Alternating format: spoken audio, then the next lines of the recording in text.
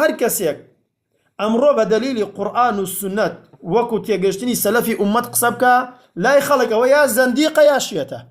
زەندیق من لا یەتەدەیەن بدینین، شوێنی هەواو ئارزوی خۆی کەوتی دینداریەکی نییە. وەنیە ئەمڕۆ وا بە سەلەفیەکان ناوترێ لەلایەن حیزبی و لەلایەن مبتەدیعەکانەوە پێیان ناڵێن ئەمانە خزمەتی کوفرەکەن، ئەمانە داردەستی کوفرن، ئەمانە ئیش بۆ عەلمانیەکانەکەن، ئەمانە وان ئەو کەلیماتانەیە شێخ ئەو ساوتێتیەوە تا ئێستاش لێیانە مەوجودە.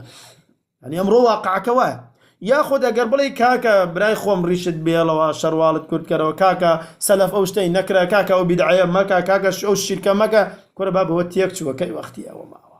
دنیا پێشکەوتنەوە نیە، ئەوانە تێک چوونە، تازە تاڵە تێک چوونە. ئەو نەمە چۆن ناو دینەوە با تێک نەچی، بەڵام لە ڕاستیدا ئەوانە هەمووی تێک چوون، کەسانێک عەقڵیان لە دەست داوە. جا ئەمڕۆ وای لێ هاتووە هەر کەسێک دینی حەق بڵێ ئەوە شێتە یا زەندیقە.